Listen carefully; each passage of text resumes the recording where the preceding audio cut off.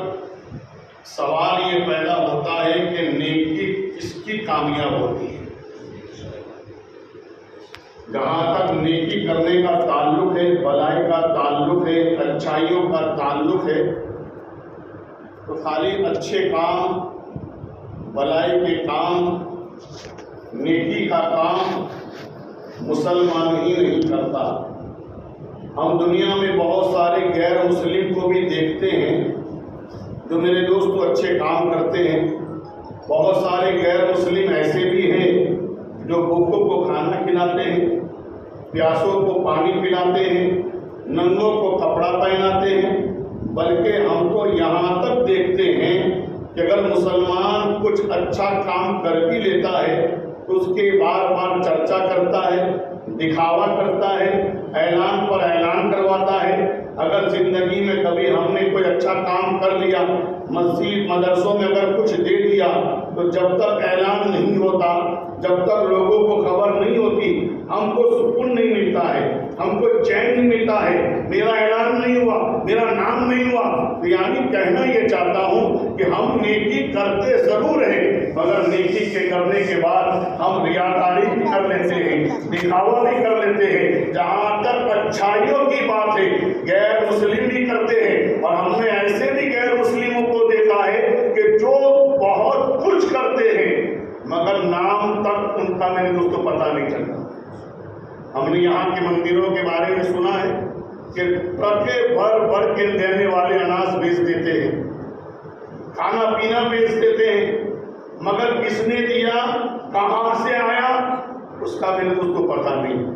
سوال پیدا ہوتا ہے جہاں تک نیکی کی بات ہے، اچھائی کی بات ہے، میرے دوستوں بھلائی کی بات ہے، غیر مسلم بھی نیکی کرتے ہیں، غیر مسلم بھی میرے دوستوں اچھے کام کرتے ہیں، اگر سوال پیدا ہوتا ہے ایمان والا اچھا کام کرے تو میرے دوستوں کامیاب ہوتا ہے۔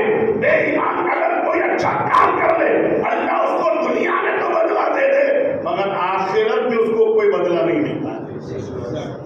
آخرت میں بھلائی کا بدلہ اسے ہی ملے گا، آخرت میں اچھائیوں کا بھلا میرے دوستوں فائدہ اسے ہی ہوگا جو ایمان والا ہوگا۔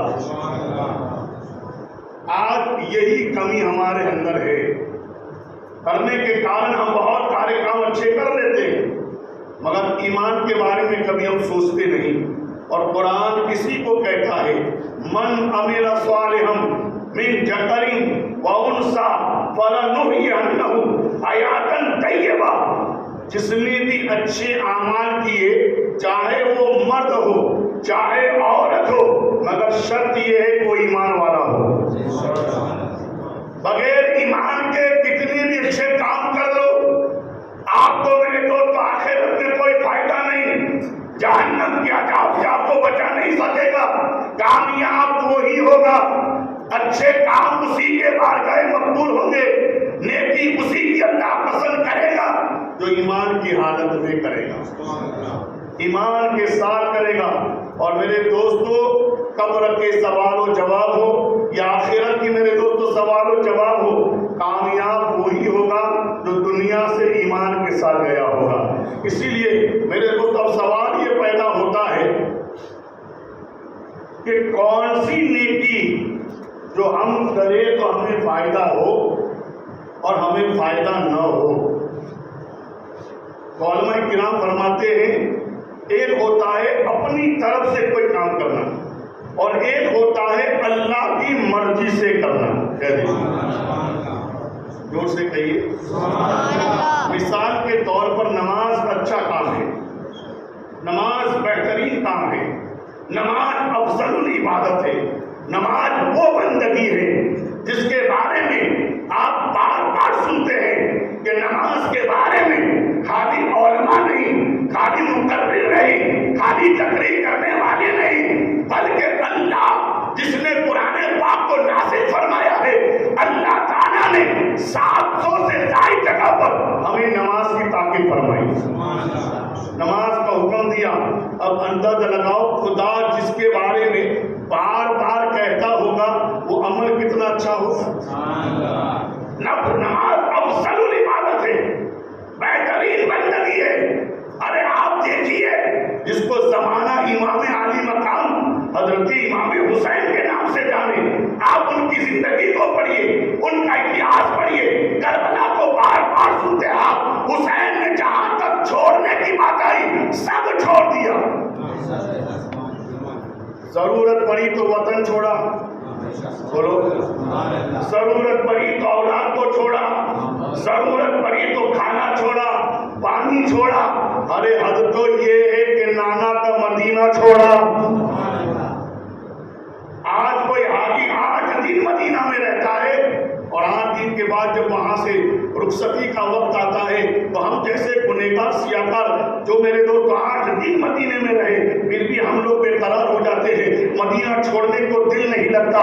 دعا کرتے اللہ مدینے سے جانے سے پہلے موت آ جائے, اس لیے ایک ایسی جگہ جہاں جنت کی ہوائیں آتی ہو, جہاں فرشتے میرے دوست روزانہ 70,000 صبح آتے ہو شام کو آتے ہو, ایسی مقدس جگہ چھوڑنے کو دل نہیں چاہتا ہے. اب اندازہ لگاؤ ہم چند دن رہے تو محبت کا یہ عالم ہے.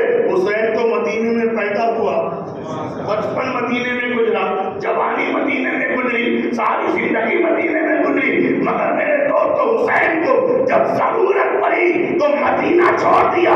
مدینہ چھوڑ دیا, ماں کی قبر کو چھوڑا, بھائی کی قبر کو چھوڑا, نانا کے مزار کو چھوڑا, گنبد خضرا کو چھوڑا, سب چھوڑا. مگر جب کربلا کے میدان میں نماز کا وقت آیا تو شہادت کے وقت امام حسین نے نماز کو نہ چھوڑا اور دنیا کو بتایا نہ مسجد میں نہ بیت اللہ کی دیواروں کے سائے میں نماز عشق ادا ہوتی ہے تلواروں کے سائے میں. کتنی بہترین نماز ہوگی. نماز حسین کے نزدیک کتنی اہم ہے کہ سب چھوڑا مگر شہادت کے وقت بھی, موت کے وقت بھی میرے دوستو آپ نے نماز کو چھوڑنا گوارا نہ کیا. وقت نہیں تفصیل کرنے کا, اور اتنا سوچئے اتنی اہم ہے نماز. قاضی ملت کی زبان سے کہوں تو یوں سمجھ لیجیے نماز پڑھو تو بندگی ہے, سمجھو تو زندگی ہے. نماز پڑھو تو بندگی ہے, سمجھو تو زندگی ہے میرے دوستو. مگر ایسی اعلیٰ نماز بھی اگر آپ اپنی مرضی سے پڑھو, اپنی مرضی سے مطلب مثال کے طور پر مغرب میں 3 رکعت ہے, مغرب میں کتنی رکعت ہے؟ 3 رکعت فرض ہے, 6 سجدے, 3 رکوع, 3 قیام, 3 مرتبہ سورہ فاتحہ پڑھو یا کوئی سورت پڑھو. قرآن پڑھنا, رکوع کرنا, سجدہ کرنا, قیام کرنا, بولے عبادت ہے کہ نہیں؟ آپ 3 رکعت آپ پر فرض ہے. اب کوئی میرے دوست کو سوچے کہ اللہ ہی کی نماز پڑھنی, اللہ ہی کو سجدہ کرنا ہے, اللہ ہی کی بندگی کرنی ہے, میں 3 نہیں پڑھوں گا 4 پڑھوں گا. کوئی 3 کی جگہ پر 4 پڑھے تو میرے دوستو اللہ کو راضی ہونا چاہیے کہ ناراض ہونا چاہیے؟ بولو. ارے خدا کو تو سجدے زیادہ کیے ہم نے, 1 مرتبہ سورہ فاتحہ زیادہ پڑھی ہم نے, 1 رکوع زیادہ کیا ہم نے, اتنی دیر اللہ کو یاد زیادہ کیا ہم نے. مگر جیسے ہی ہم نے 4 پڑھی شریعت نے کہا تیری تینوں بیکار ہو گئی, تیری ایک بھی قبول نہیں. 3 پڑھتا تو چاہے رب قبول کر لیتا, مگر تو نے 4 پڑھی اپنی مرضی سے تو 3 بھی بیکار ہو گئی, 6 سجدے بیکار ہو گئے, 3 رکوع بیکار ہو گئے. میں نے کہا پروردگار بات کیا ہے؟ میں نے 2 سجدے زیادہ کیے, 1 رکوع زیادہ کیا, میں نے تو 1 قیام زیادہ کیا, 1 بار سورہ فاتحہ زیادہ پڑھی, قرآن کی تلاوت زیادہ کی, تسبیح زیادہ پڑھی, سبحان ربی الاعلیٰ زیادہ پڑھا, مگر تو نے کہا قبول نہیں. تو رب کی محبت جواب دیتی ہے مجھے تیری مرضی والی نہیں, مجھے میری مرضی والی چاہیے. تیری مرضی والی نہیں. میں نے کہا رب تیری مرضی کو ہم سمجھے کیسے؟ بے شک تیری مرضی کو ہم سمجھے کیسے؟ اس لیے کہ مرضی جاننے کے لیے پوچھنا پڑے گا تیری مرضی کیا ہے. اب تو لا مکہ والا ہم مکہ والے, تو زمین و زمان سے پاک ہم زمین و زمان والے, ہم تجھے دیکھ نہیں سکتے, ہم تجھے پکڑ نہیں سکتے, ہم تیرے پاس آ نہیں سکتے, ہم تجھ سے بات نہیں کر سکتے. اب پوچھے کیسے کہ تجھے کیا پسند ہے, تیری مرضی کیا ہے, تو کیا چاہتا ہے, تیری رضا کس میں ہے؟ تو رب کی محبت نے جواب دیا, تم میرے پاس نہیں آ سکتے, میرا قرب نہیں پا سکتے, مجھ سے نہیں کہہ سکتے. سنو سنو, میری مرضی کو سمجھانے کے لیے میں نے تمہیں اپنا محبوب دیا ہے جس کو آمینہ کا لال کہتے ہیں. اب کون سا چلنا خدا کو پسند ہے, کون سا کھانا خدا کو پسند ہے, کون سا بولنا خدا کو پسند ہے, کون سی نماز خدا کو پسند ہے, مجھ سے نہ پوچھو. میرا نبی جیسے کرتا گیا تو بھی کرتا تھا, نبی نے جیسا چلا تو چل, نبی جیسا بولا تو بول, نبی نے جیسا کھایا تو کھا. میرے نبی کا چلنا میری مرضی کا ہے, نبی کا بولنا میری مرضی کا ہے. اس لیے تم ساری زندگی جو بھی بولو مجھے کوئی پرواہ نہیں. سبحان اللہ. ساری زندگی جو بھی بولو, گجراتی بولو, فارسی بولو, اردو بولو, انگریزی بولو, جو بھی بولنا بولو, مگر کم سے کم جب نماز میں کھڑے ہو جاؤ نا, اب تیری گجراتی نہیں, اب تیری فارسی نہیں. ارے اللہ کو ہی کہنا ہے, ہم گجراتی میں کہیں تب بھی وہ جانتا ہے, اور میرے دوست تو فارسی میں کہیں تب بھی وہ جانتا ہے. اللہ ہر زبان کو پیدا کرنے والا ہے, اللہ ہر زبان کو جانتا ہے. ارے جو کیڑوں مکوڑوں کی زبان جانتا ہو, زور سے قرآن کہتا ہے سبحان للہ ما فی السماوات والارض, آسمان و زمین میں جو ہے سب اللہ کا ذکر کرتے ہیں, اللہ کی تسبیح بیان کرتے ہیں. اب جب تسبیح بیان کرتے ہیں تو مطلب یہ اللہ ان کی تسبیح سنتا بھی ہے, جانتا بھی ہے. حدیثوں میں تو یہاں تک آیا, میرے نبی یہاں تک کہتے ہیں کہ جب ہم دروازہ کھولتے ہیں بند کرتے ہیں اور اس میں جو چڑچڑاہٹ کی آواز آتی ہے, چر چر, یہ آواز نہیں ہے, یہ دروازے کی تسبیح ہے, یہ دروازے کی تسبیح ہے. اب اندازہ لگاؤ جو خدا اس چڑچڑاہٹ کو بھی سن لیتا ہو, کیڑی مکوڑوں کی سن لیتا ہو. میرے دوست تو ہماری گجراتی نہیں جانتا, میرے فارسی نہیں جانتا, سب زبان جانتا ہے. اس لیے کہ زبانوں کو پیدا کرنے والا وہ ہے, وہ ہر زبان کو جانتا ہے, سمجھتا ہے, جانتا ہے. مگر خدا کہتا ہے تو تیرے گھر میں جو بولنا بول, تیرے دوستوں کے ساتھ کیسے بات کرنی ہو کر, امریکہ جا انگلش بول, مدراس جا مدراسی بول, جا کر تو جو بولنا ہے بول, تیرے گھر میں جیسا بولنا ہو بول. مگر جب تیرے گھر سے میرے گھر میں آئے, تیرے گھر سے میرے گھر میں آئے, اور جب تو رکعت باندھ لے تو اب تجھے گجراتی میں بولنے کی ضرورت نہیں. میں نے کہا رب مجھے تو خبر نہیں کہ الحمدو کا مطلب کیا ہے, رب العالمین کا مطلب کیا ہے, مالک یوم الدین کا ترجمہ کیا ہے, میں تو جانتا نہیں. جانے یا نہ جانے, تو وہ بول جو میرے نبی نے بولا ہے. پتا چلا اللہ کو ساری عبادتیں منظور نہیں ہے, وہ منظور ہے جو نبی کی طرح کی جائے. نبی کی طرح, نبی نے 3 پڑھی تو 3 پڑھ, نبی نے 2 پڑھی تو 2 پڑھ, نبی نے 4 پڑھی تو 4 پڑھ. اگر تو نے 3 کی جگہ پر 4 پڑھ لی ہمیں مقبول نہیں, 2 کی جگہ پر 6 پڑھ لی ہم تو مقبول نہیں. اس لیے کہ ہم عبادت کو نہیں دیکھتے ہیں, ہم تو اپنے محبوب کی ادا کو دیکھتے ہیں. میری مرضی کیا ہے میرے محبوب کو. ایک مثال اور دے دوں, بہت سارے بھی حج پڑھ کے آئے نہیں, آئے نہیں, ہو سکتا ہے یہاں بھی کوئی بیٹھا ہو حاجی جو تازہ ہمارے بہت دن بعد بیٹھے حج پڑھ کے آئے. اللہ تعالیٰ سب کا حج قبول کرے. بس بات وہی ہے. اب یہاں سے گئے, اب بتاؤ یہاں عصر کا ٹائم کیا ہے؟ 5:30 5:30 6 بجے جو بھی ہے سر. اور مغرب کا ٹائم کیا ہے؟ سورج ڈوبنے کے بعد مغرب, یہی ہے. اب اگر آپ میرے دوستو مغرب کے بعد عشاء کا ٹائم کیا ہوتا ہے؟ 9 بجے. اب میرے دوستو آپ عرفات کے میدان میں گئے, بہت لمبی تھوڑی دلیل تھا, حاجی تازے آئے حاجی, آپ ساری زندگی اثر کے ٹائم پر اثر پڑھتے رہے, मगरिब के टाइम पर मगरिब पढ़ते रहे, ईशा के टाइम पर ईशा पढ़ते रहे, और अगर आपने बगैर टाइम के पढ़ी तो वो नमाज अदा नहीं कज़ा हो जाएगी। वो है कि नहीं, मसला यही है। मगरिब की नमाज आप ईशा में पढ़ो तो चले, अदा नहीं होगी, कज़ा होगी। इसी तरह मेरे लोग जो टाइम जहाँ है, असर के वक्त असर पढ़ो, मगरिब के वक्त मगरिब पढ़ो, ईशा के वक्त ईशा पढ़ो, यही है ना। मगर अरफात में जब हम पहुँचे 9 जिलहज को, और जैसे ही मगरिब का टाइम हुआ, हम मगरिब पढ़ना चाहते थे कि चलो मगरिब का टाइम हुआ, शरीयत ने कहा नहीं, अभी मगरिब नहीं पढ़ने की। जोर